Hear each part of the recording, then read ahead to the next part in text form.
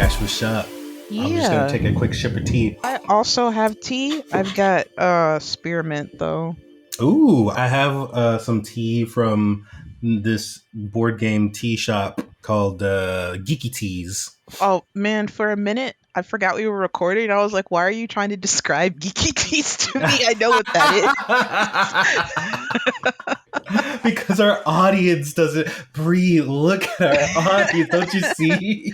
I was like, wait, what's he Bree, like? I know what that is. Why is he doing it? Bree, look at me. I'm not crazy. There are people here. It's the voices in your head. It's the voices. Voices in my they head. That they the have world to is know about ending. Geeky Dun, dun, dun, Teas. dun, dun, dun. But yes, I got this. The tea I have is from Geeky Teas, and I can't remember what the ingredients of the leaf but it's called like Tyrian tea or something like that. It's like a Game of Thrones themed tea. I was about to say, yeah, this sounds like Tyrion. Isn't that a Game of Thrones? Is that the short guy? Like the I really cool. Like I'm gonna outmaneuver everybody with my brain because I'm smart. mayhaps I don't know anything about Game of Thrones. I just got the tea because the teas were in like these pearl shapes, and I was like, ooh, that's fancy. So I just grabbed them and I use them, and they're really good. And I a drop of apologize. sage oil. Oh, I apologize for any Game of Thrones people that are like, no, that's not who Tyrion is. I don't. Yeah. I watched it several years ago, and then I tapped out after Episode season 1. one. No, after I made it through the entire first season. Oh wow. Oh wait, no, Tyrion's that's Is that that's one of the Lannister incest twins. Oh. There we go. Sorry, it took me a minute. That's the blonde guy who Oh. Tyrion Lannister. Okay, Yeah, okay. he's a weird guy who's like mean and stuff. I only know about. Okay, so I know two things about Game of Thrones. Well, maybe more, but the main things that come to mind, I'll say only two, which Hmm. are the thing about them leaving like a coffee cup or something in one of the scenes or something like that. In one of the later seasons, it was like someone left some like obvious not a prop thing on set, and they recorded and didn't take it out. And Oh yeah. what's the other thing? Oh, the other thing I guess is more of a plot point thing where like some kid gets melted gold poured on him or something like that.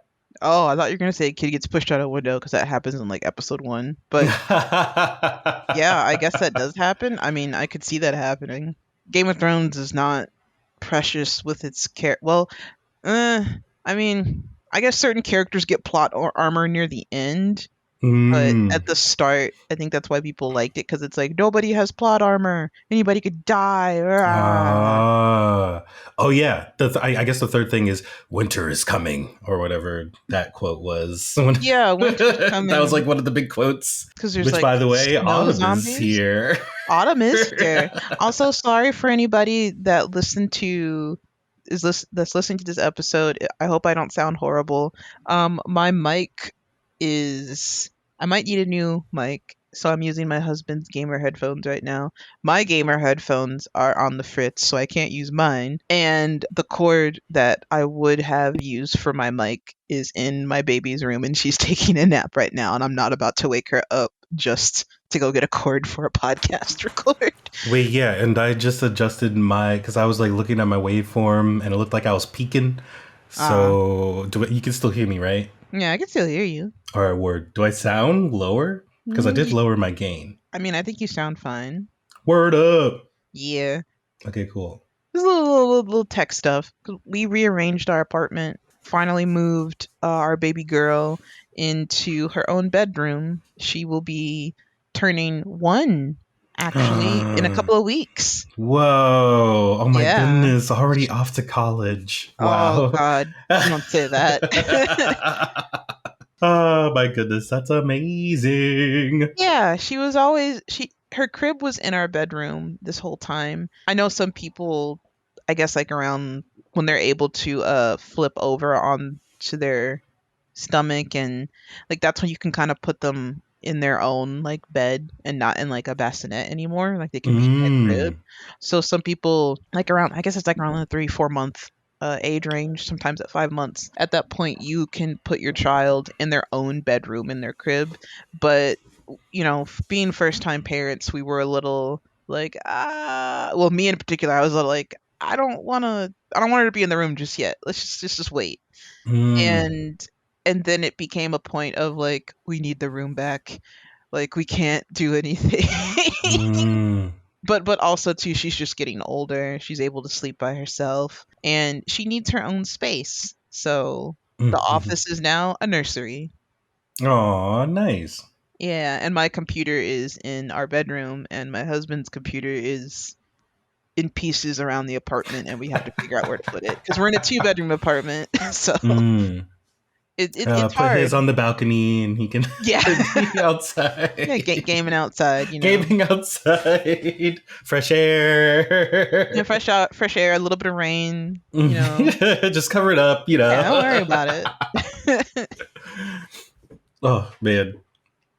Oh, It's the way things change. yeah, the way things change. It's honestly kind of difficult when you like if it was just the two of us, right? It would be no issue be having a two-bedroom apartment.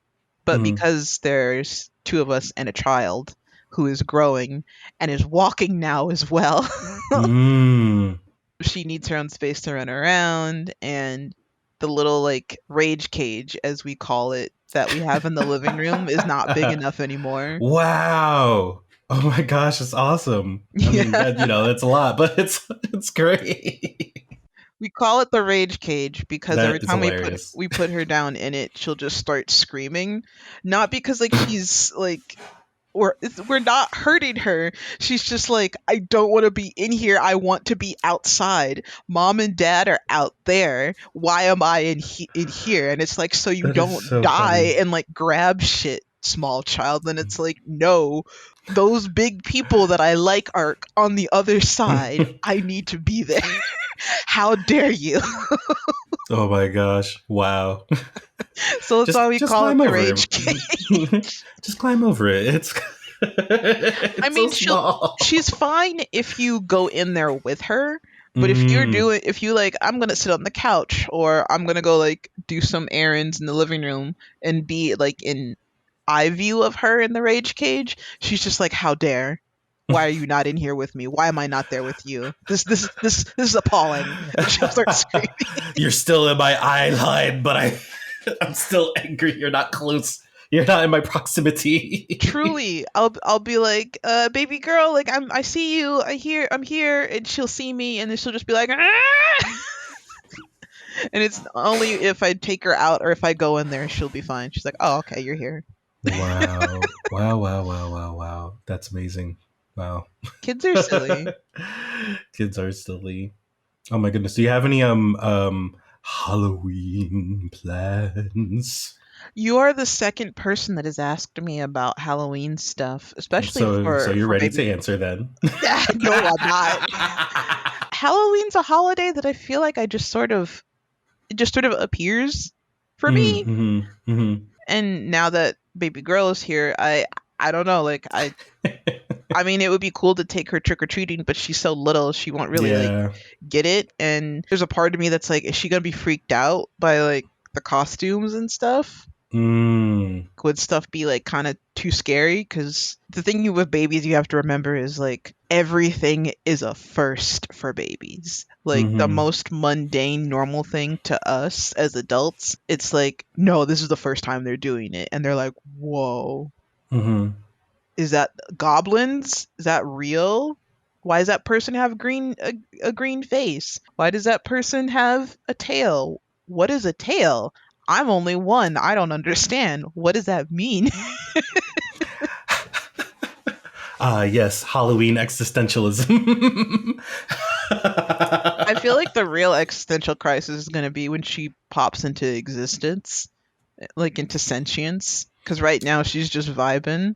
Mm, Because like you know how like I don't know if we brought this up before, but like there was a TikTok a while ago of this black dude who made like a little skit about when you pop into existence for the first time, mm. and it was just him being it's like him and like other people acting as kids, and then suddenly like you hear like the sound effect and he's just like, wait, where was I? Like, hold on, it was dark a minute ago. Like, how did we get here? And the other kid is just like, la la la la. But that's Oh, a that's funny. true feeling, though, when you just like burst into like being aware. Hmm. So I'm very curious to know when she gets older if she'll remember like what her first like, oh, I am like aware that I exist memory Do is. you have that I memory? Like, do. oh, really? My first like memory of being aware is laying in my mom's bed and like waking up. Hmm. And because like I had my own room, but you know how kids are. Like I slept in the bed with my mom all the time because I was just like, well, you have a bigger bed. I want to go in here. Hmm. But I remember being in her bed. I guess she was like gone. Like maybe she had went to go make breakfast or something. I don't know. But I remember waking up, looking down at my legs, Mm. and saying, oh, I got bigger. And then I remember running upstairs because like my mom and I live with my grandma. So we were like Mm. in the basement at the time. I remember running up the stairs to my mom in the kitchen saying like, Mom, I got taller, I got bigger. And she was like, what? Because the only memory prior to that I have is I remember it being like kind of like, I don't know if it was morning or sunset, but the living room is kind of like there's like a red glow and I'm on the floor. And I remember like, the plastic covered couch. I remember seeing that. And there's like a red glow coming through like the blinds. And someone Alien lifts me. abduction. Oh, No, okay. Never mind. Oh my god! no, Someone lifts you up. Oh my goodness! someone like picks me up. Oh, And I don't someone, remember if it was my aunt or my mom. something. Okay. I don't know if it was my aunt or my mom. And I remember like their teeth and like their mouth like smiling at me.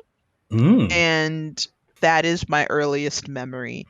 And then right Mm. after is the, oh, my legs are long. Oh wow! All right, Hmm. my earliest memory. I remember being I remember being washed in the kitchen sink, Hmm. and that's like one of That's my normal. I That's normal. That's a wait. normal baby thing. Hold on. So wait, you washing your baby in the kitchen sink? I mean, no judgment, but also I'm just asking. No, well, so we were gonna, but I was a little worried about it like being too dirty just because I didn't have like the right I Mm-hmm. didn't have the right tools. Like our little like baby tub was meant for the bathroom. But there are Mm. baby tubs that you can get that are meant for like the sink because like a newborn is so tiny that Mm-hmm. Yeah, the you can bathtub just is you too can big. Yeah, yeah, the bathtub I is get too it. Yeah, big. no, Yeah. yeah. I mean, as it being I mean, I totally understand, but it's also weird as it's one of those memories where I remember being a kid, remembering this, and going like, why was I in the sink? It's like such a weird. Like I'm just like remembering being in the sink, and it's like, oh, okay, Like I'm, why was I there? why am I How did in I here? fit? Yeah, exactly. Oh my gosh. It's so yeah, I mean of course you'd be watching the sink, but it's just like it's still weird. It's weird when you're the baby in the sink. Oh man. Yeah, yeah. I think that's maybe that's what I or at least that's my earliest memory. I don't know if it's the same sort of thing where it's like pop into consciousness or just earliest memory, but yeah, that's what I first think of. Memories can be fun or spooky, much like the month of October, which is where we're at, which is why we were talking about Halloween Spooky. earlier. Oh yeah, right. So yeah. So But no, I don't so have any Halloween plans. yeah. Sorry, we tangented real hard. Yeah, I don't have any Halloween plans. Maybe we'll take her trick or treating. I don't know. I don't know if we're gonna dress her up. I don't know if I'm gonna dress up. I haven't dressed up for anything since this past anime expo. So I guess that's not as long. That's not that long ago. But that was the first time in a while that I dressed up. So Ah, okay, okay. yeah. Wait, do you usually dress up for Halloween? If I do, it's super casual. Like the Mm. last time I dressed up for Halloween was maybe 2 years. 2 years? No, Mm. like maybe 3 years ago. Two or Mm. three. Mm. Maybe even more. Oh. I recall dressing up as Jughead from Riverdale specifically. You had those giggle sticks, passing around some giggle sticks. Jesus. I'm weird, okay? I'm a weirdo. My name is Jughead Jones. And I'm gonna write an article about this little town called Riverdale. Yeah, or if I do, also like it's usually for like work. I might. Oh wait, I guess I did dress up again recently because I forgot that I was Genu for K-pop Demon Hunters in theaters with my coworkers. Oh, you know what? When you mentioned dressing up for Anime Expo, for some reason I thought you dressed up as Genie for that, but it was for a different thing. I get it. Yeah, Okay, yeah. It was for they ran it that whole like a weekend or something a couple weeks ago, and my coworkers and I were like, "Let's be the Saja Boys," and I was like, "I'm going to be Genu." I said it immediately. I'm like, "I'm just mine." I really like Genu. Okay, I'm sorry. The other Saja Boys don't have anything going on, and I'm not a fan of like I'm not a fan of the cotton candy hair color, and I don't know, they don't have any personality really. Oh, come on. Abby has abs. That's a personality right there. I mean, I guess. and Mystery having the personality of being mysterious. I don't know. And Baby Saja is just a boy. I don't Oh know. my gosh. I don't usually dress up for Halloween. I did also 2 years ago, I think was the last time. And I was like I want to, it was like a 16th century, God, what do you call it? Lord person. A lord? Yeah, like I had a really fancy, like French costume. Baguette? Yeah, it was like a really ornate. Oh. Maybe I'll share it with the Instagram post. But yeah, it was. I can't remember what I said I was, but it was like an old school like fancy costume. And that was also when I was first starting to pick up French. So I was like, ooh, yeah, this will be fun. Je suis Waymon. And just being corny and done with my really basic French. Does je suis mean I am Waymond? Yeah. Okay. I don't know French, so. No. It's okay. C'est bon. But yeah. So yeah, I don't usually do anything. I mean, I go to anytime anyone invites me to a thing, I'm like, okay, I'll try to make it. So that's usually what I do. And I don't usually dress up because it can be a lot. So do you find that Halloween time, especially now that like we live in LA and like being adults is a little difficult because it feels like everybody and their mama is having a Halloween party. Yes. And if you know a lot of people, you're getting an invite for like 30 different things that same weekend. 3, yes, exactly. I have 3 different things I've gotten invited to like in the past week, and I'm like, they're all on different dates, luckily, but it's still just kind of like, all right, here we go. It's the time of the month where I don't have a free weekend because everybody's doing something. Mm-hmm. Yeah, I think I also have 3, and I'm just like, oh, I don't know what to do. I appreciate the invite, but there's so many. And yeah. And it's not like, you're complaining about having like friends, like being it is a blessing to have people in your life that think you are pleasant and want to invite you to celebrate. Yeah. It's just, I think sometimes the social battery gets a little like stretched thin and like can burn out. Mm-hmm. And it's a lot. It's a lot. But yeah, I mean, I don't know, doing stuff for Halloween, I feel like it's not just it doesn't have to just be going out or trick-or-treating and stuff. Like even if you're just staying home and watching a horror spooky movie. Things, yeah, alongside your child or while your child is napping. Yeah, you guys. I feel like that counts as doing things for Halloween. You guys want to watch Hereditary with your mom? Yippee! You could watch like one of those Halloween specials for a cartoon. For some reason, my brain immediately went to I don't know why this is the first one, but like one of the Shrek Halloween specials. Oh God, I haven't seen those in forever. ever. Same. I don't know why it's the first thing I thought of. My little But yeah. sister used to watch those all the time, and I was like, "This is dookie." But then I don't know. Maybe if I watch them again, I'll be like, "Oh, this is fine. Who cares?" But yeah, it doesn't always have to just be trick or treating. Do Right. you get trick or treaters coming by your place? I mean, since it's an apartment complex, no. I feel like when you live in an apartment, it's a little bit more difficult to have like Yeah, trick or treating going on, yeah. because most trick or treaters tend to go over by like where the houses are. Mm-hmm. I mean, and last year that's what Jed and I did. We because wait, last year, was it last year? No, I gave 2024. birth. I gave birth last year. I wasn't doing anything for Halloween. I was in the house. Yeah, Um, I was gonna say, I was just like, wow, you're trick or treating in the no, hospital. Like no, I was no, no, no, waiting to no, see no, where no, you're no, no, going with no, no, no. Sorry, it. You're giving birth. my time is all jacked up, man. My time is all jacked up right now because work has been intense, and also my brain is also on this pilot. So like split in half right now.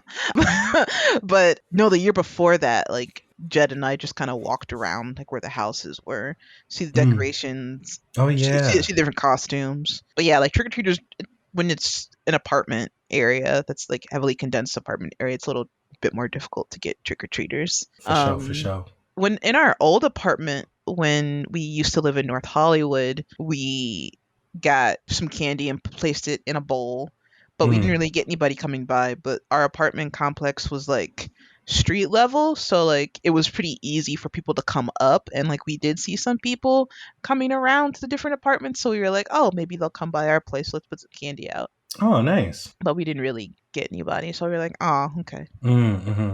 Yeah, it was. I feel like apartment trick or treating is one of those things where I remember as a kid doing it a lot. I mean, I was living in the Bronx in New York, and yeah, we just. I mean, I guess it's just all apartments. So it's kind of like either doing apartment trick or treating or you're not doing trick or treating at all. Right. Bobby, I don't know how it is these days, but yeah, I always, as an adult, would expect someone to come by because I'm so used to apartment trick or treating. But yeah, same. I mean, I don't think I've ever, as an adult, had anybody come to my apartment I trick think or it's treat just because anywhere I of where we live. live. Yeah. Because it's like you have like houses on one side of the street and like a little like jumble, and then you have the apartments on the other, so the people in the apartments just sort of go to where the houses are instead, because you can Mm, get to like the area where the houses are, just walk like 5 minutes and they're right there. So I think mm, that's probably why like there's less people doing stuff at apartment complexes, unless like the apartment is like street level and easily accessible and not like locked behind a gate, mm. because like that's the other thing too, is that like a lot of these apartments here are like gated, or like Ah, yeah. you have to buzz through a door to get to everything, or go through a gate to get to everything. Not Mm-hmm, everybody's apartment is like you can just walk up to like the doors right there, you know. mm-hmm, mm-hmm. Right. Yeah. But with it being spooky season and Halloween, what's been keeping us animated and like the spooky way this month? Oh, great question. Gosh, I I feel like most of the things that have been keeping me animated aren't spooky. Ironically, well, not ironically, it's because like I mean It we're doesn't recording have to this be. like yeah. I feel like I've been on a watching things kick. So I've been watching a lot of animated films and anime. I hadn't watched anime in a really long time. Like I feel like it's been a year or a couple years even. You're like, get that And weeb shit out of my face. yeah, I'm like, ew, you like Animu? Ew. But I recently caught Kaiju number 8. I think Hell we talked yeah, about this in brother. previous episodes. I did talk Um, about this before, and I'm so glad that you're on the Kaiju number 8 train now. Yeah, I ended up watching the first season. I heard that there's like another season that's coming out or No, it's is out. rolling out, or The is it season all out? finale, Or it's all out. The season finale of oh, season 2 happened last week. okay, yeah, I'll have to find it Well, and last catch week it. as of us recording this. Yes, yes, yes. But yeah, I'll have to catch that. But yeah, as of right now, I've only seen the first season. And remind folks what Kaiju number 8 is about, because like again, like we did talk about it before, but since it's been a minute and you're watching it. Yeah, so Kaiju number 8, for those who don't know I pronounce it like that. But for those who don't know, Kaiju number 8 is set in this world where kaiju are a regular occurrence in Japan. They're in Japan, yeah. So regular occurrence in Japan, and the government basically has this task force for getting rid of kaiju before things get out of hand for the city. And the main character and his best friend have decided that they are going to, when they grow up, fight alongside each other to eliminate kaiju.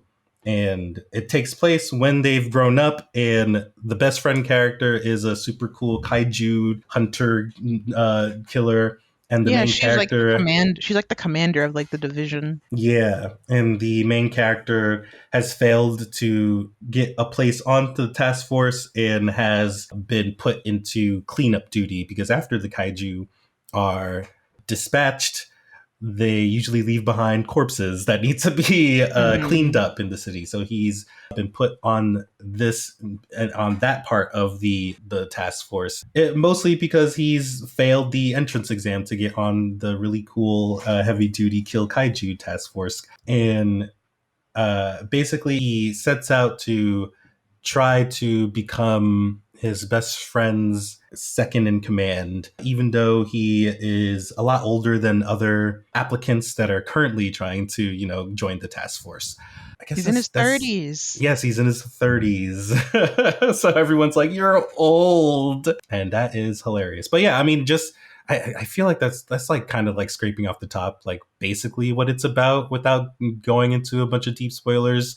Yeah. Well, and then Kafka becoming a kaiju. I don't think that's really a spoiler. I think that's like necessary because like that's the hook. Okay. That's the hook of the show, Yes. That's true. So a big hook of it is, his name is Kafka. I don't remember any character's name, which is hilarious. Kafka is the main character, and he goes through this metamorphosis. Oh, I wonder why they named him Kafka. He goes through this metamorphosis where he. I'm an idiot. I did not think about that. I was thinking about that. I remember thinking about that the whole time I was watching. I was just like, man, on the nose with this one. Yeah, look, it's a very Japanese name, Kafka. Yeah, right? I was like, I wonder what they're referencing here. But yes, he goes through this metamorphosis where he accidentally swallows some weird kaiju monster thing that makes him transform, or gives him the ability to transform into a kaiju-like human-esque monster. Mm-hmm. So he doesn't become a giant kaiju, but he like becomes like kaiju-powered humanoid. Yeah. And yeah, he basically tries to use this newfound ability to help rid the city of kaiju, while also trying not to be found out that he's also a kaiju. Yeah, and it's hard because kaiju have special like designations. Like if it's a number, it's like a big deal. So he was given the designation Kaiju number 8 because they don't know what he is. Like whenever he pops up, he's seen as like a threat, even though he's not. So he's like, oh crap, they gave me a designation, so they're gonna like keep an eye on me every time like I pop up as a kaiju. So I really gotta be careful. But I want to use my power to help people, but I also want to get stronger and not be a weak guy. So the whole point is like he's trying to, at least in season 1, he's trying to not be, like you said, he's trying not to be found out, but also use the kaiju power to fight. Yeah, and I think we talked about this too, but like the kind of one of the between the line concepts of it is like still following your dreams, like following after that dream that you have, even when you feel like it's too late, or if you're if you still have some capability of like going after it, still trying. Like he's been trying to get on this task force for I don't know how many years. I'm guessing like a decade or so. Right, it's been a while. The age you're allowed to get in is like in your 20s or whatever. So, and he's in his 30s. So he's just been constantly trying to get in and it's failed every time. So at the start of the anime, he's kind of like resigned to not ever being on the task force. And then he finds out that they've raised the age the age limit to like 32 or something. So he's like, I still have a chance. So yeah, it's kind of like just a little bit of that, like, hey, you know what? You can still try to follow your dream. And I believe, if I'm not mistaken, that it's kind of a story about the mangaka, right? I I'm believe that was actually the not sure. I don't know much about the person that created Kaiju number 8. I just jumped on the show because I was like, "Oh, adult protagonist and not a teenager? Let's go." yeah. I believe, and I mean, I could completely be wrong, so I'm so sorry. I mean, I can fact check after and cut it out if it's completely wrong. But my understanding is the creator of Kaiju number 8 is kind of a late bloomer in the manga world, where it's like, okay, he has stuff that he's created, but he like nothing really popped off, and he didn't really pop off until later. And it's one of those things where it's like, okay, yeah, I can keep continuously, like, it's okay to continue to try even when you fail and fail and fail and it seems like you're never gonna succeed. I mean, that's just real summarization of that, my understanding of the story. So yeah, the main character is heavily based on creator's own life and experiences, particularly his struggles with achieving his dreams and his feeling of being a little further away from his goal than Aww. his peers. Yeah, so it's like, yeah, he felt like everybody around him was succeeding in manga, but he wasn't particularly. So it was like, okay, yeah, yeah. That's really That's awesome though, especially like again, like, you're never really too old to sort of pursue that dream that you really want. You just gotta, you know, even if it like take you a minute to get there, if you just keep trying, you'll eventually get there, because yeah. everybody struggles, and like, well, not struggles, but like everybody's timeline is different for stuff. Hmm. Yeah. Yeah, Kaiju number 8's really good. I really think everybody should check it out if you haven't. I'm so happy that you're watching it, Wade. It makes me really happy. I am also happy. It's the first anime that I've watched in a really long time. So I'm like, yes, anime. I remember anime. Sweet, sweet anime. Delicious. Yum, yum. Eat it up. So yeah, that's something that I've been watching. I've also, I caught like 3 movies recently that I'm like, I'm just kind of can't get out of my head. And I've been thinking about a lot, where the first one, and I think these are all on Netflix, but yeah, they're all on Netflix. The first one, Leo, which is an Adam Sandler vehicle from 2023, Oh, and you yeah, watched it's that? so I watched it. Yeah, I'm surprised you hadn't seen it already. yeah, I am also surprised I hadn't seen it already. It's because it was It's on not Netflix, bad, and right? yeah, it's so freaking good. Like I really loved it's it. surprisingly pretty good. It is so good. Yeah, I was honestly surprised because I'm kind of like, I had it on my watch list for a while, but I just didn't have Netflix. So, and I didn't have access to it. So I finally got access to it.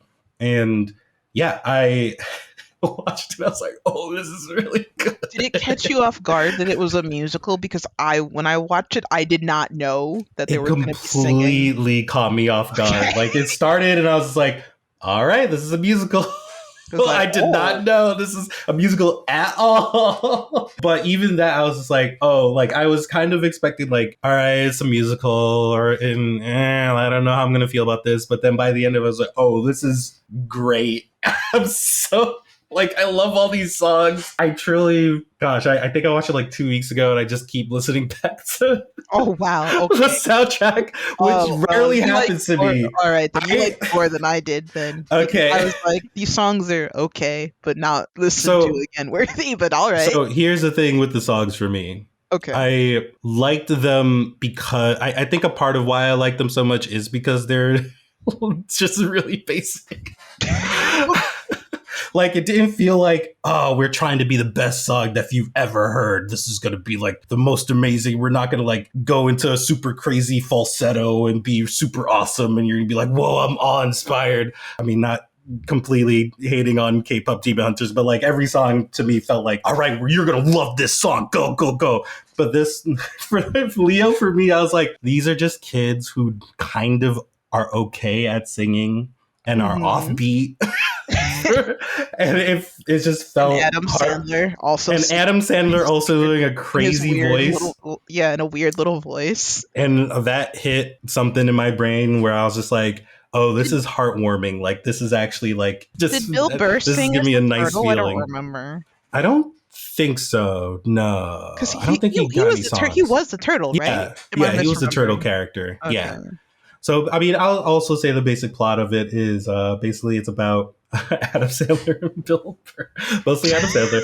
But so It's a Adam weird Sandler's movie. playing this like 74-year-old lizard that is the Yeah. class pet for a fifth grade classroom, and he realizes that he's going to die soon because he's a 74-year-old lizard, and decides to try to escape when the students are assigned to take one of the class pets home. And while trying to escape, he ends up making connections with the kids that help them out as like a mentor figure, because he's been a class pet for 74 years. He's basically seen everything and kind of knows the Mm-hmm. solutions for all these kids' problems. So he ends up being Mm-hmm. a really nice guide and mentor for the kids. Mm-hmm. And yeah, that's basically just going through the wacky the wacky hijinks that pursues with them trying to escape, but then actually finding a place in these kids' heart. And it's kind of a metaphor for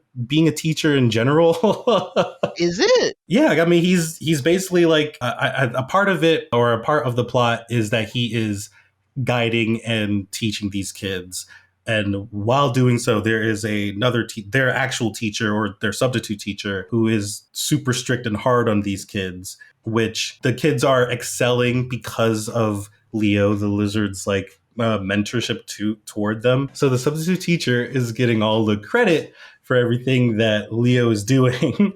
And yeah, it's just, I definitely saw it as a metaphor for teaching, Mm-hmm. especially teaching students that you, after you teach them, never see again, and hopefully they grow up to Yeah. have like their own lives and everything, especially toward the end where they are graduating from fifth grade and they're like, oh man, it's going to be growing up is it's going to be crazy, but I'm done with being a kid. And they're thankful for everything Leo's like taught them and stuff. And I'm like, oh yeah, this is what growing up is like, where it's like, oh, like every year you kind of have a teacher who is an important figure in your life and you don't remember them, or you'd never seen them again and you remember them and stuff like that. So that's what I took from the movie, and I think is also why I was hit that like really nice nudge in the brain, like nerve in the brain, where I'm like, yes, I relate to this so heavily. Like I remember being a kid going like, this is so weird, going from this part of childhood to this part of childhood, where it's like you're going from the part of childhood where you don't really have to worry about a lot of stuff into the part of childhood where you are about to start worrying about a lot of stuff and Right. have a lot more responsibilities. Right. Yeah, so I loved it, and I can't get the songs out of my brain. And again, the songs aren't like the craziest best songs, but I think that is why I'm like, oh, these are hitting just right for me. You and I definitely walked away from that movie feeling differently. I was just like, all right, it was weird, but okay. Oh yeah, no, I love the movie. I'm surprised I haven't watched it a second time, because I've been like just re-listening to the soundtrack. And again, it's rare for me to. I mean, I was listeners, you about, might yeah, know, it's rare for me to watch a movie twice. yeah. And this one might be one of those where I watch Wow, twice. Leo literally hit Leo the right really nerve hit for the me. right, it really tickled your brain the right way. It tickled my brain Damn. the right way. But I think I'm done talking. I talked too much. What is keeping you animated?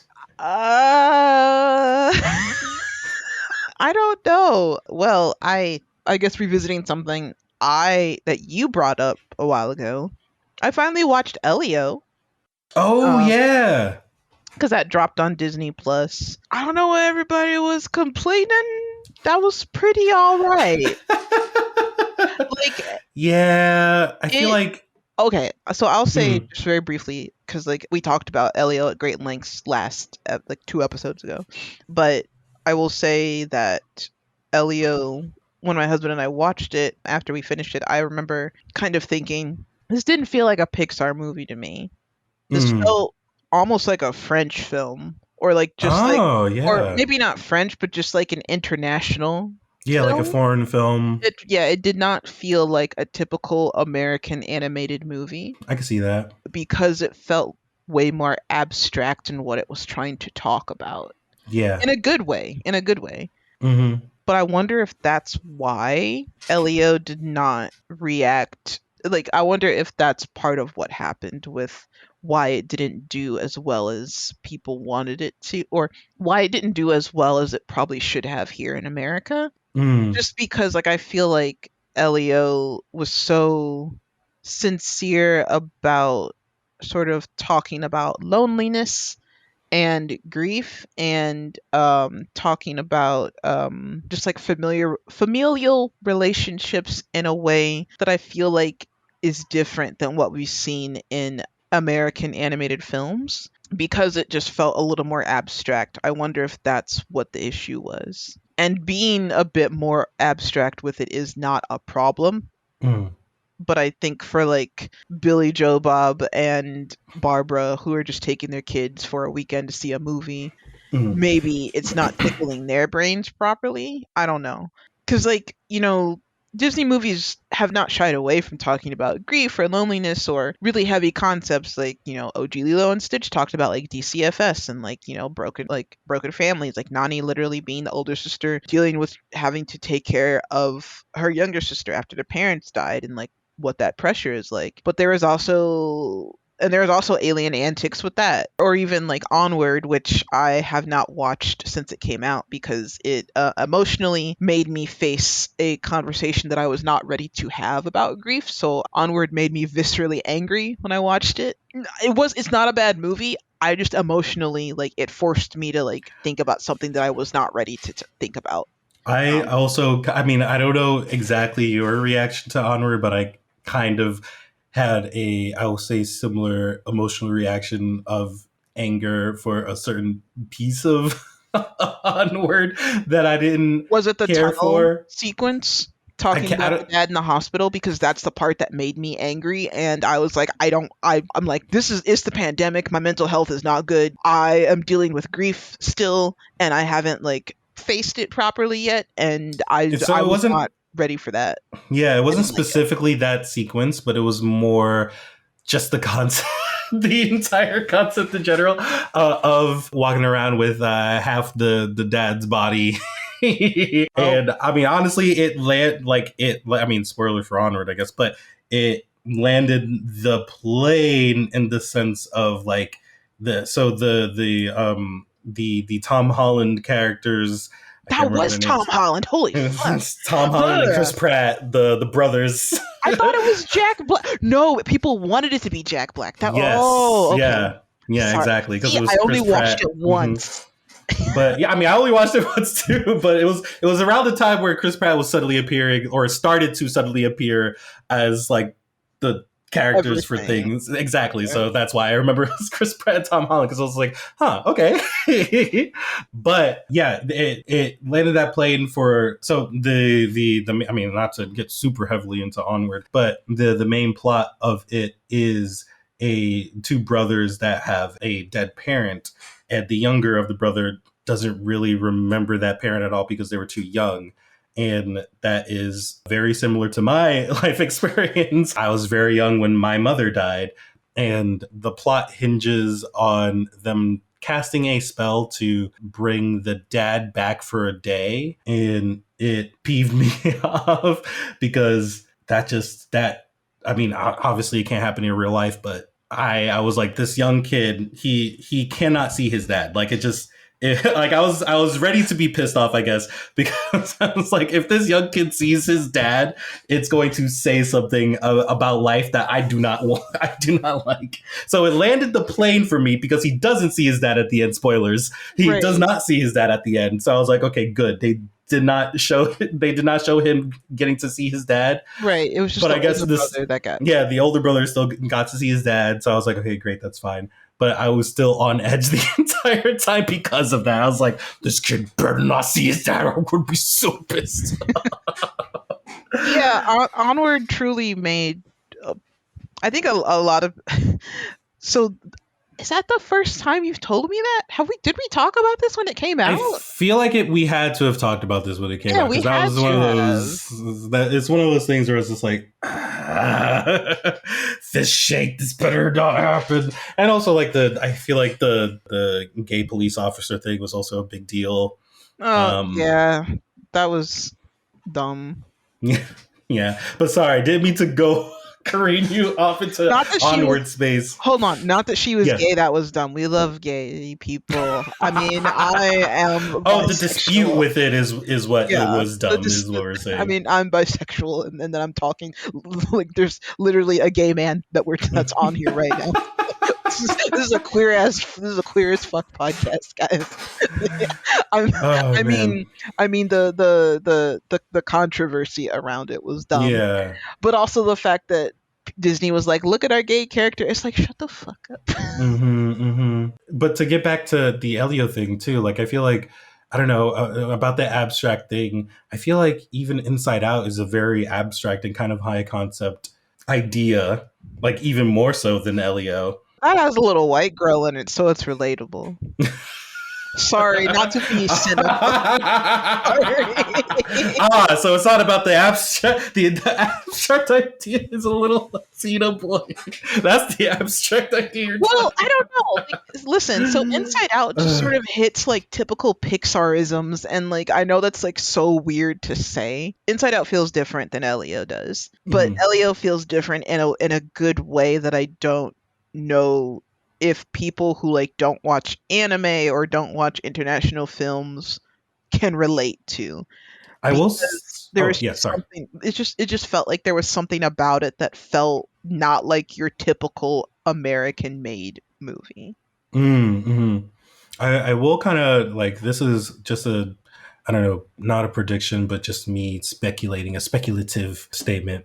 But I feel like the genre of space adventure just doesn't usually do great, or a high concept space adventure doesn't do great in, I guess, CG animation. Like I feel like I'm trying to think of an animated film that's like, we're in space and that's the main setting, and it's like gangbusters and it's animated. Because yeah, I feel like just every one that I can think of, off at least off the top of my head, just doesn't do great. I mean, the first two that I started thinking of is Elio, and then Lightyear. but Lightyear.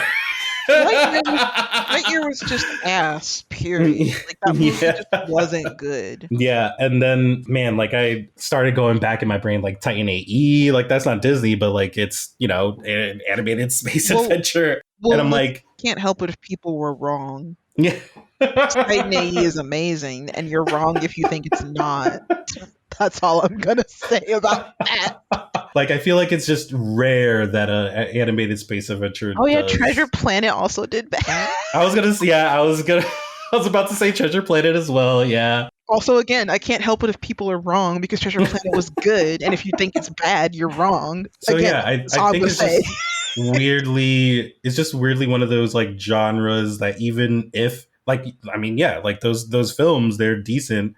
I mean, I don't know about Titan AE actually, but Treasure Planet is good. And yeah, it's just something about it that, I don't know, maybe at least American audiences don't vibe with. I mean, you know, but that's me speculating, because it made me think when you were saying, oh yeah, it's in space and everything, and I'm like, yeah, it is in space. I feel like every time I hear about a space adventure movie, it Mm. doesn't go well in the box office, other than like Wally. I feel like it's just hard for me to articulate like that feeling of like why Elio felt different.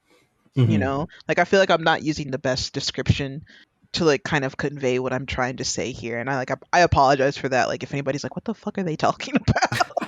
I'm just like, I don't know. Elio just felt different, but like in a good way. And I was just Mm. like, maybe people weren't vibing with that because it just didn't feel like a regular animated movie. I don't Mm-hmm. know. It felt like, Like I feel like it looks like a Pixar movie for yeah, sure. it looks like a Pixar movie, but it doesn't feel like one, which again Mm. is not a bad thing. Mm-hmm. I don't know. I don't know. That's all I want to. That's all I have to say about Elio is that I liked it.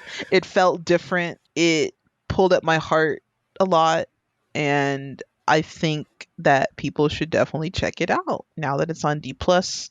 And 100%. yeah, Yes, I remember talking when I was talking about it. I said I liked it, and I think I would say the opposite, where I was like, it kind of felt like old school Pixar in a way for me. oh, maybe that's what I'm feeling then, because maybe I'm feeling like the not like a Pixar film in the sense of like modern Pixar.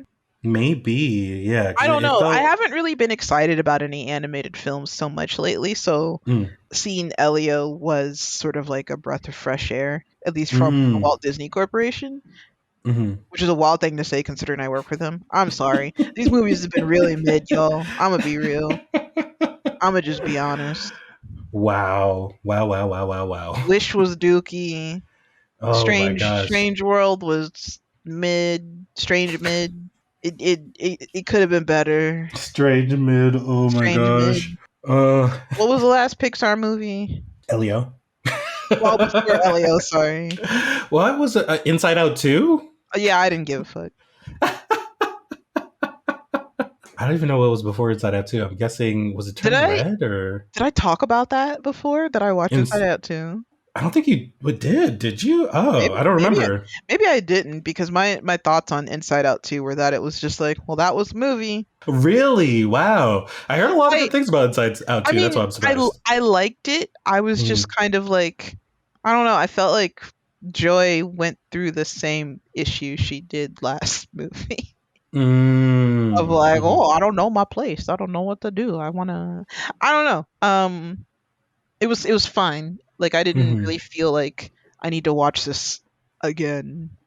And oh, I think I was weirded out that like they just were trying really hard to make Riley not queer, and that thing happened where it's like you're trying really hard but like you're not beating the allegations, guys. That is a lesbian. That is a little girl who is figuring some stuff out. She has clearly has a crush on the other girl, and that's okay. This is the age. They're preteens, teens, whatever. They're 14, 13, I don't remember. This is the Mm. time where kids are figuring stuff out. Wow. And Wait, then or do they treat her like, I just think she's neat, or like what? it's very just gals being pals. She's really neat. And again, like I don't know. They're just like, oh, she has a big secret. She has a big secret, and the big secret that was something about like her. Was it her wedding the bet? I don't know. There was like something about like one of the emotions, like she was hiding a big deep dark secret, and it was something really stupid that got revealed in the post credit scene. And I was like, what the fuck is this? It's not Mm. like I was like sitting there like I didn't go in the movie like hoping that she would be gay or anything or even bisexual. It was just more so what was presented in front of me. I was like, I know you all are trying to not do it, but like you're like making it worse. Like every like Oof. like hearing that they were trying to not do it, I was just like, well, you didn't do a good job. You It's literally everybody on the internet is just uh, like, oh, this all feels super queer coded. oh man, I felt like that. That sounds like exactly how I felt with Oh, Luca. Luca. Thank you. Oh, there is nothing straight about Luca. There's nothing straight Exactly. about that movie. That I movie is love like queer as fuck. hearing all the like the just trying to be like you said, trying to beat the allegations. Or it's like, no, this is a best friend story. This is based off my Like, life and yeah, my and me having my best friend from the creator and director. And it's like, I hate to tell you this, but it sounds like you're you're your best friend. like I would if I was in those rooms, I would like sit the people down. I would and be like, listen, it's not happening. This is a gay movie. I don't know what you're trying to do, guys. This is a gay as fuck movie. Like it's not Mm-hmm. working. You're making like if you're trying to be homophobic, you're doing a really bad job. Like you're Oh literally man. doing a bad job being homophobic right now. Mm-hmm. Mm-hmm. Like, Oh man. you're being like Like you're waving a pride flag actively with everything that you are doing right now, Just guys. they come in wearing a pride flag. They're like, no, they're not It's like gay. it's just a regular rainbow. Like, yeah, okay, whatever. Like, uh-huh, uh-huh. Oh boy, but yeah, gosh, how do we get here? I don't know. Elio, yeah, you liked it. It was a nice I liked Elio, yes. movie. I think it was really good and it was very sweet. And I feel like a lot of neurodivergent kids will probably vibe with it a lot. I think they'll Mm. really vibe with it. Yeah, yeah, I definitely agree. And the other thing I guess that's been keeping me animated is like I've just been on I mean, I guess when am I not, but I'm on a bit of another vampire shtick, I suppose. Oh, Not just because my pilot has vampires. Well, I mean, I guess kind of. But that has to be a part of yeah, it. but I rewatched What We Do in the Shadows Oh. and rewatched the entire back half of Interview with the Vampire season 2 because it dropped on Netflix. If you haven't watched it, there is no excuse now. Go go on Netflix because it was locked behind AMC Plus for a while, guys. Oh, interesting. And it was also locked behind HBO Max, Oh. just season 1, and then they took it off. Wait, what was it just distributed by So it's an AMC show, and it would air on AMC, and then the next day would go to AMC Plus. And I got AMC Plus specifically just for Interview with a Vampire and nothing else. Mm. So like every time like the new season would come on, I'd be like, cool, I have to reactivate it again. Because when it was done, I was like, all right, I don't need it anymore.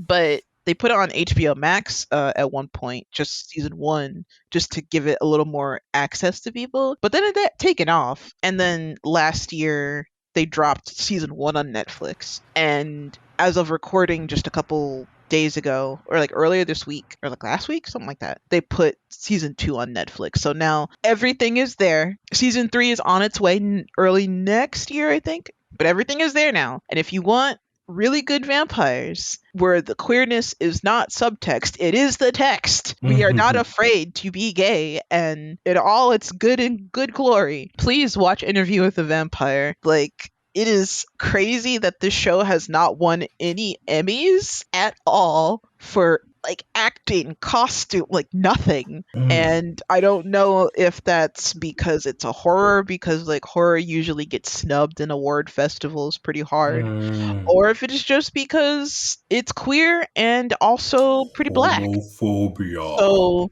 that I feel like that also is a factor that like, we have these wonderful, and like if you are a fan of Sinners, you will love Interview with a Vampire.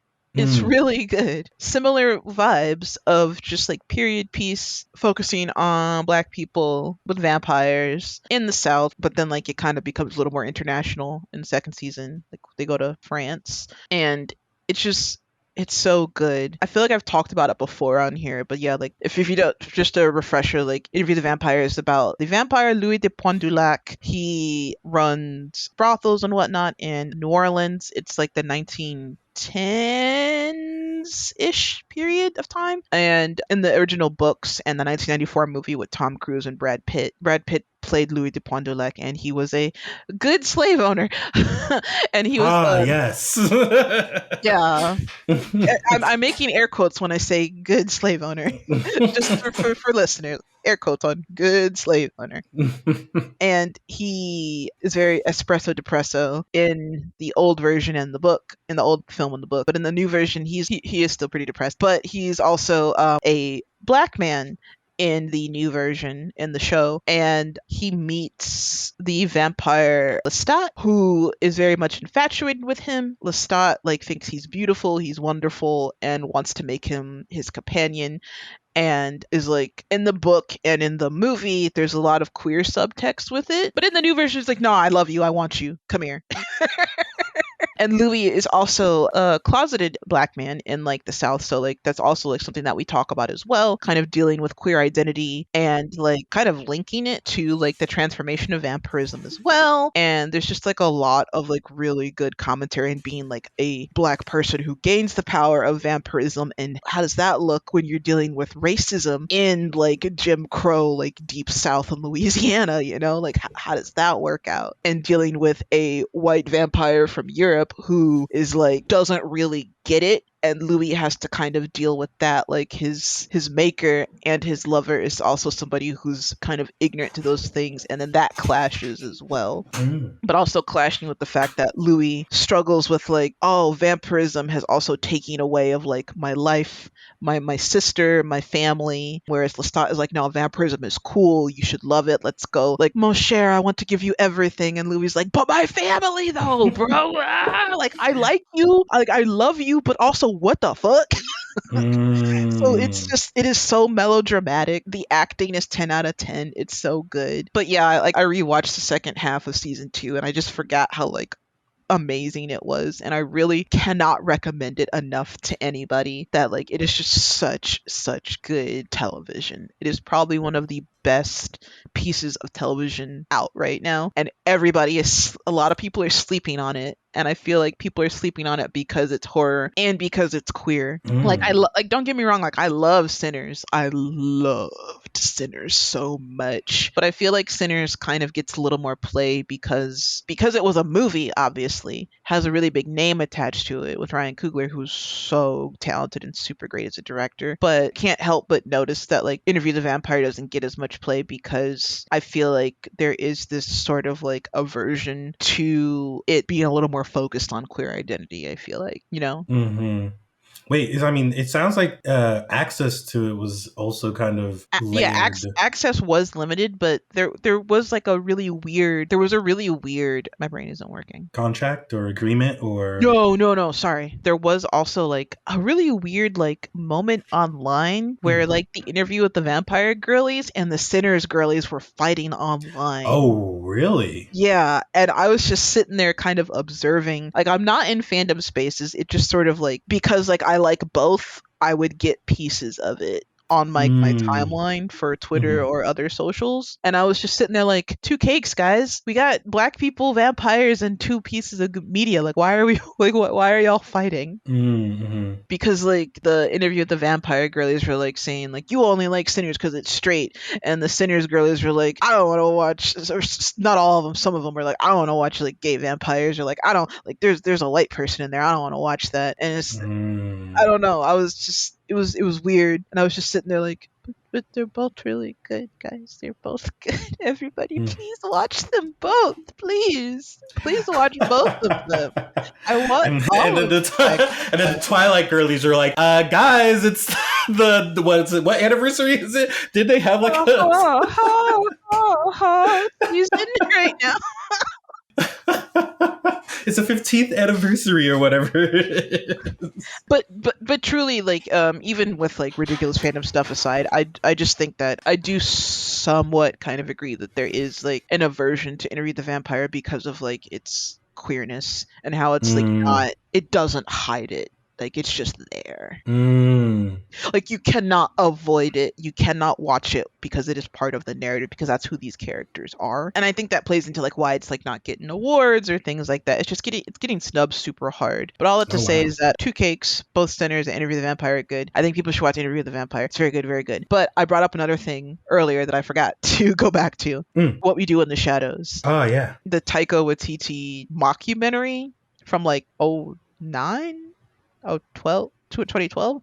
It was a while ago. Yeah. When did this come out? Oh, Hold the on. film. You're talking about the film. Are you talking about the film, or are you talking about the television I'm series? talking about the film. I haven't watched this show. Well, I gave this show a chance and I wasn't really vibing with it. But maybe I should give Mm. it a chance again. I don't know. So it came out in 2014. Oh, Wow. okay, 2014. I knew I watched it like around college. I just couldn't remember. Mm-hmm, mm-hmm. But yeah, so What We Do in the Shadows, I hadn't seen it in quite a bit, and I watched it on while I was working, and it's still pretty funny. For people who don't know, What We Do in the Shadows, directed by Taika Waititi, came out in 2014, is a mockumentary about vampires that live in a flat in New Zealand, and they all kind of are sort of like archetypes of different vampires. There's Peter, who is a Nosferatu-esque vampire that lives the like his room is in the basement.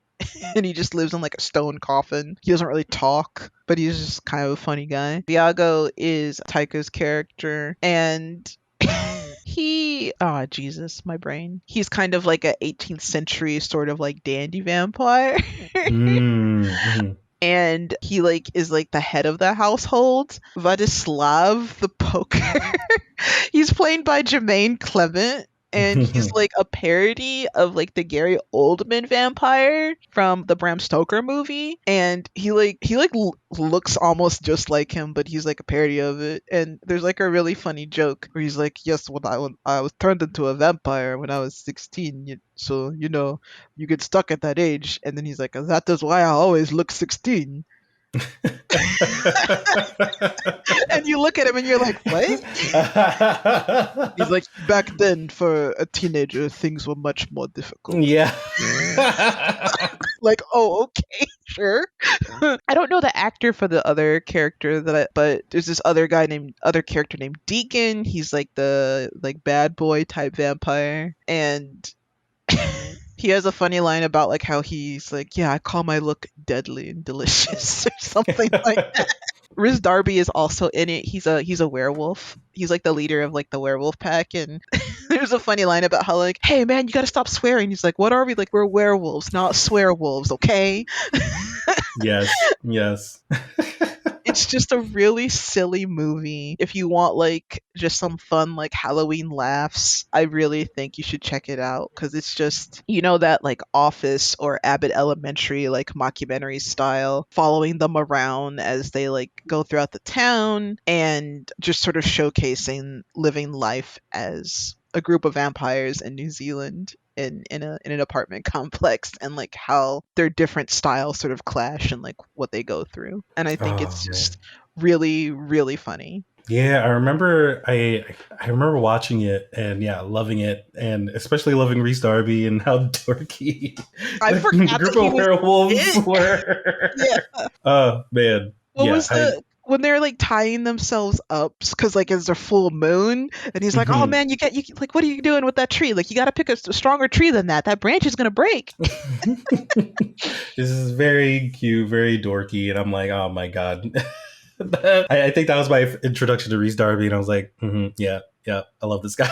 I think that was mine as well, but like I wasn't aware of who he was, because Mm, like Riz Darby didn't really get on my radar, which is wild to say, until Our Flag Means Death. Like, I did not know mm, who this man was until mhm. watching Our Flag, which another really good, wonderful piece of queer media. If you haven't seen it, so good. Please watch Our Flag Means Death. Oh yeah, definitely. I wish they got more seasons, but we Hmm. got the two. But yeah, such a phenomenal show. But Oh yeah, he was also in Flight of the Concords. I don't know if you ever I've never heard seen of or Flight of the saw that, Conchords. but I've yeah, heard that's of it, like but I've never seen it. yeah, I believe he was in that as Yeah, well. But I think that I remember seeing him in it, but not really recognizing him. But I remember seeing Our Flag Means Death and recognizing him as like, oh, he's the werewolf from What We Do in the Shadows. So yeah. yeah.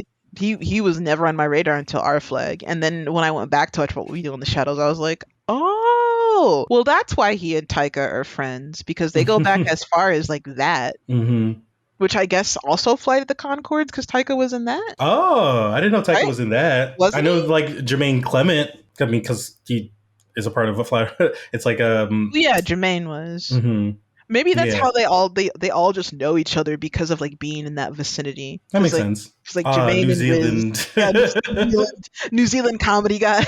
New Zealand comedy guys. I guess. But yeah, like a lot of vampire stuff has just been keeping me animated. What We Do in the Shadows, Interview with the Vampire. Yeah, you're And ready for spooky month. What the heck? Like I you've really like vampires. I really like vampires, okay? It's very fun. And also, I mean, it also doesn't help that like the fact that I keep getting Instagram reels of people showing their partner Twilight for the first time. yeah, you've sent me a couple of those. I mean, I think a part of that too is, yeah, I keep hearing, like, didn't they do like a redistribution of of Twilight or something where it's like in theaters or some sort of release thing And because it's I like an will be anniversary there. thing. And I will Like, be there. I have to go to that. I haven't bought my ticket yet because I'm waiting, but like I will be going to that.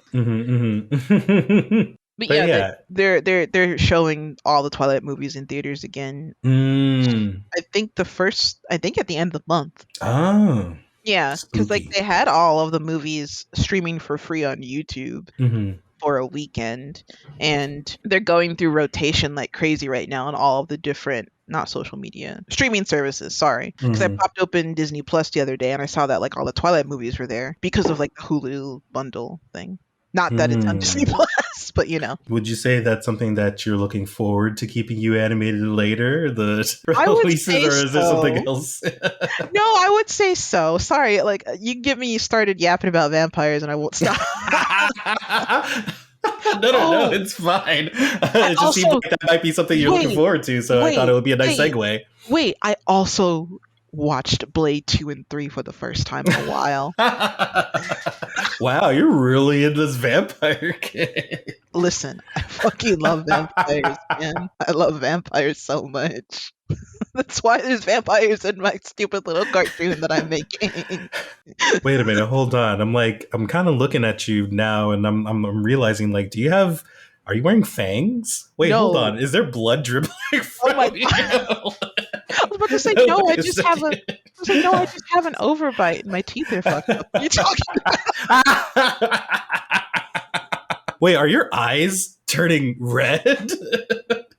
Bree, I know what you are. Vampire gay? girly. Bisexual and non-binary? How did you know? I know what you are. Bisexual. How did you know?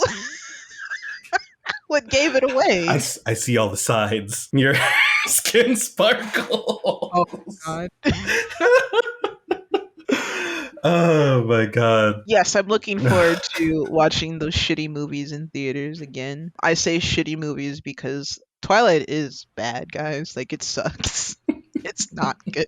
But that's why it's good, because it's so stupid. It's so fucking dumb. Okay, chica. Is that the Jacob line? He's like, hola, chica. No, he says Bella. No, he says Bella, really? No, he's like, where have you been, Loca? Loca, that's what it is. Where have you been, Loca? With his stupid fake wig on that white boy that I did not know wasn't Native American for all these years. I'm still mad about that. Loca? I'm like, why did y'all put him in that nasty wig? And why did you cast this white boy as a Native American man? Oh man. When everybody else was Hollywood. Native around you, but Jacob did what? Why Look, did you do you know that? why? You know why? Also, I didn't know that he was white until recently. I thought that he was like, recently? Oh wow. yeah.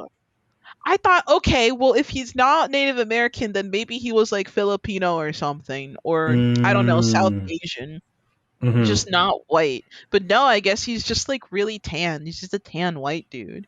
The olive skinned. At least that's what I was told. Maybe I'm wrong. Caucasity. I don't know. I mean, it's still not great either way. Yeah. It's still not great regardless, guys. Like, why did you do that?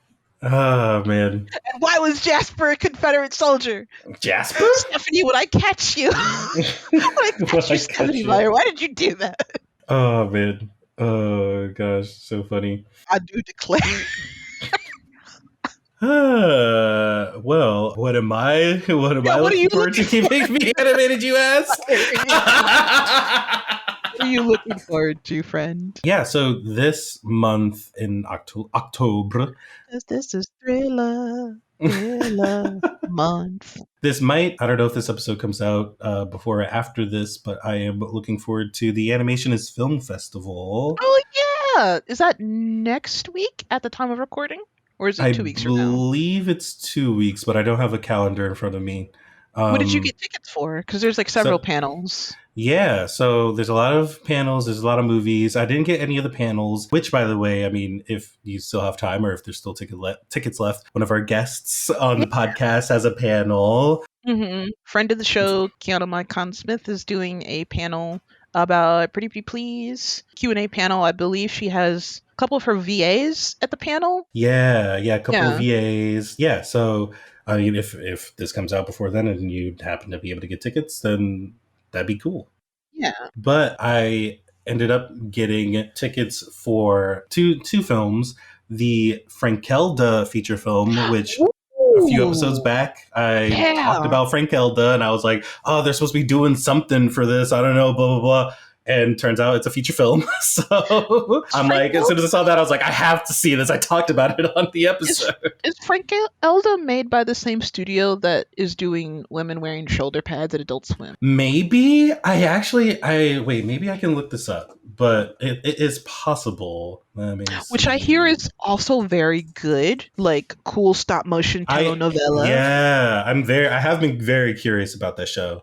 Cinema Fantasma. Okay, I was wondering because when I saw the trailer for Women Wearing Shoulder Pads, I was like, this looks kind of like Frank Elda a little It bit. does kind of, yeah, and that makes sense because this Yeah, is the same in production terms of company. like puppetry techniques and stuff, I was like, Mm. yeah. Yeah. So yeah, he's coming. I guess it's called I Am Frankelda is the feature Mhm. film. So I'm going to be watching that, of course. Yeah.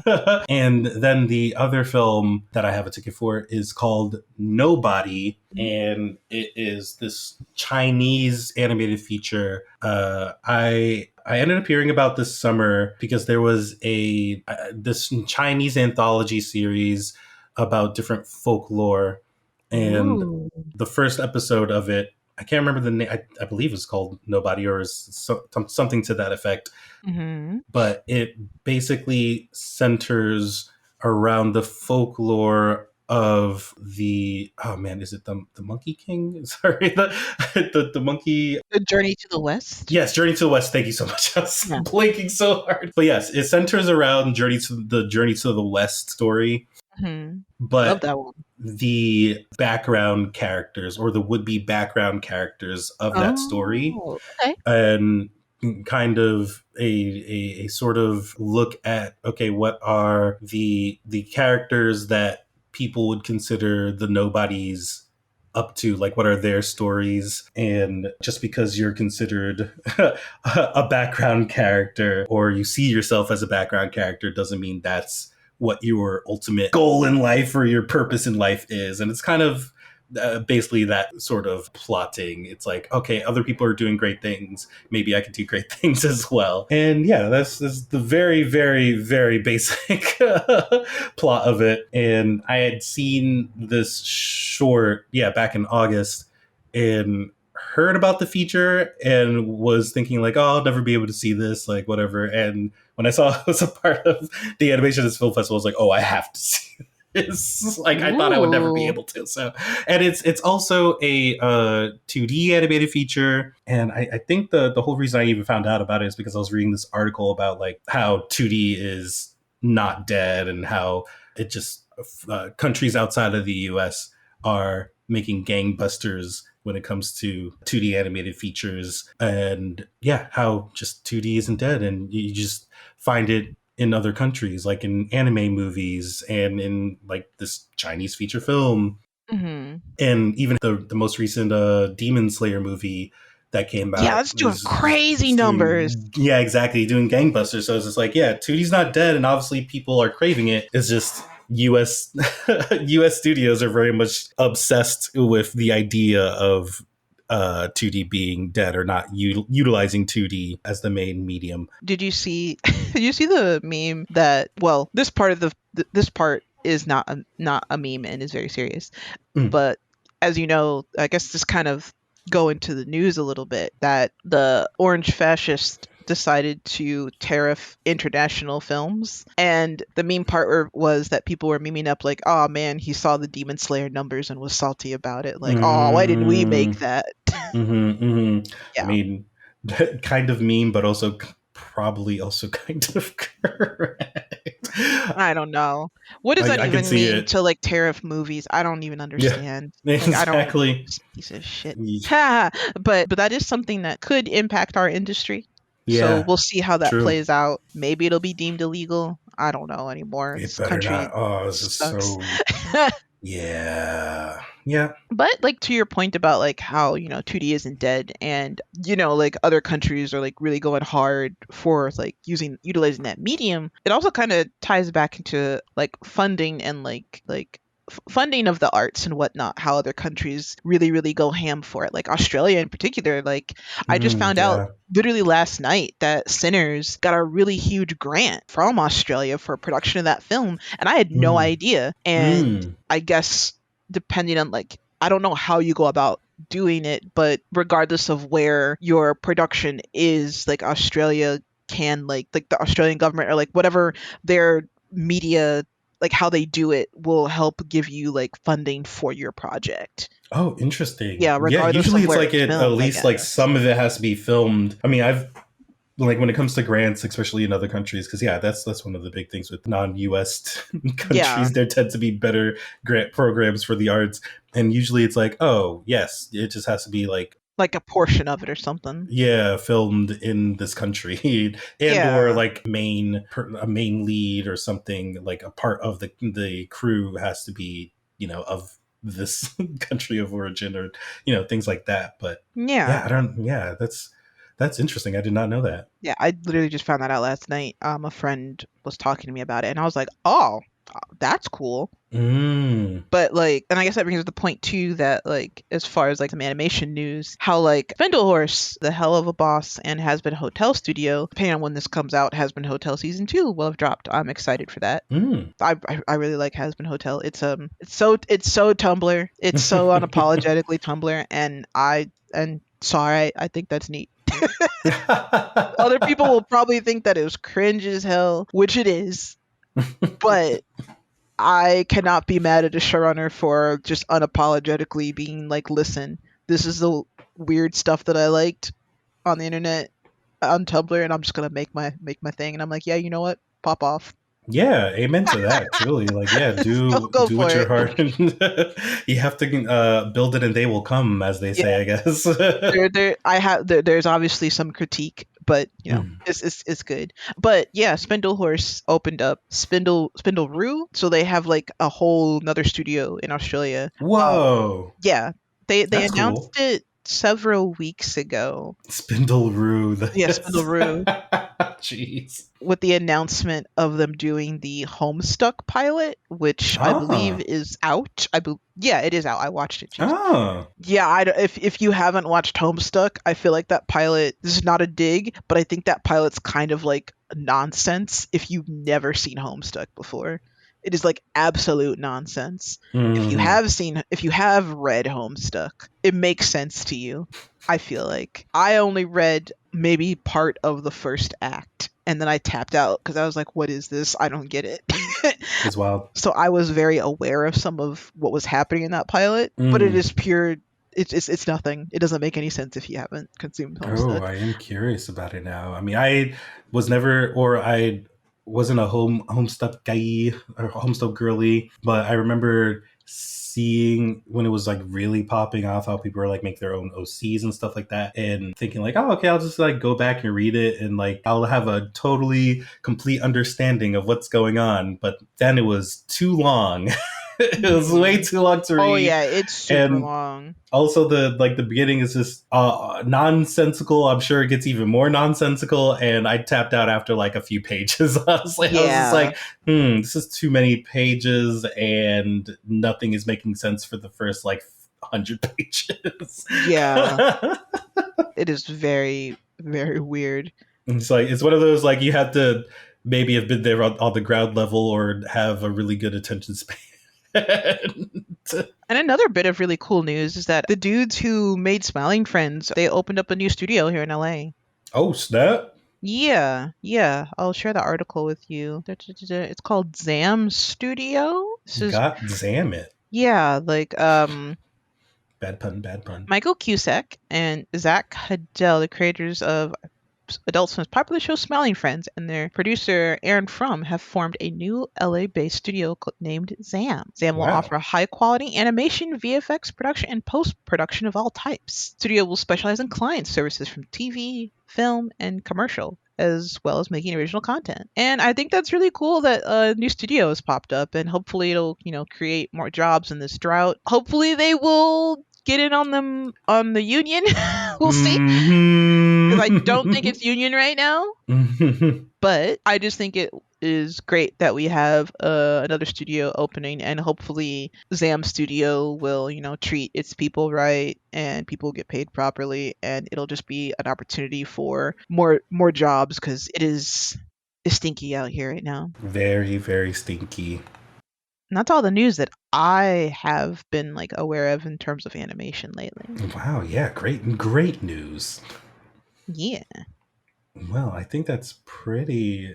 I mean, as the veil between the podcast realm and the human realm becomes thinner, all the spooky ghouls and goblins. What is this? This is Halloween Town? What's happening? What's happening? I don't know what I'm doing. Are you summoning something? Do I need to put some holy water on you? Oh my god. Oh, that just reminded me. Oh, actually, okay, I have one more spooky thing to Oh. I usually rewatch this spooky short called, I don't know if you ever saw it, Dark. Have you heard of this? Have you seen this? No, but knowing you, it's probably really scary. You watch some scary shit, Wayne. I do? What? I guess Leo is really scary. Well, no, when it comes to horror, you watch really scary stuff. I like horror, but you go full on. Man, I guess. But Dark, I feel like it's more spooky, and I definitely would recommend it to listen. It's 5 minutes, and it's one of those shorts where I'm like, ooh, yeah, this is going to be into the spooky season spirit. It's Dark by Zach Belismo. Oh yeah, that guy. I think his wife, Tara Bellinger. Yeah, it's the long. I'm sorry, that's why I'm slowly saying these.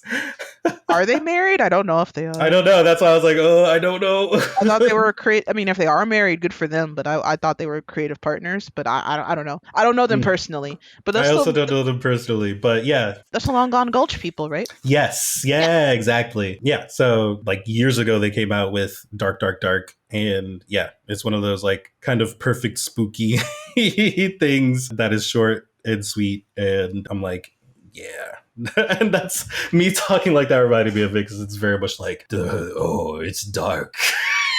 It's scary. The veil between. I mean, by that logic, it's also over the garden wall time. Yeah, it's over the garden wall time. So yeah, everyone grab your over in the garden walls. I hope you all get your over in the garden walls, your darks, your Halloween Town 2s. Your Nightmare Before Christmas. Your Nightmares Before Christmases. Your Don't Look Under the Bed. Don't Look Under Yeah, that's the a throwback. Oh gosh, your Shrek Halloween specials, your Toy Story Halloween specials, your all your little Halloween specials. Your Goosebumps, your Charlie Brown Halloween specials. Happy Halloween.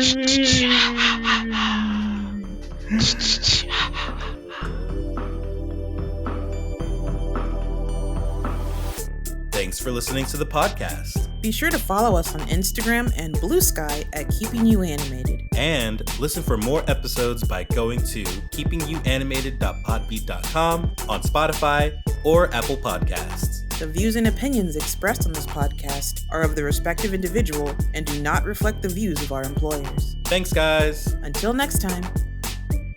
This episode was edited by Man Lightfoot. Our producer is Jordan Hackman, with music by Ergo Funk.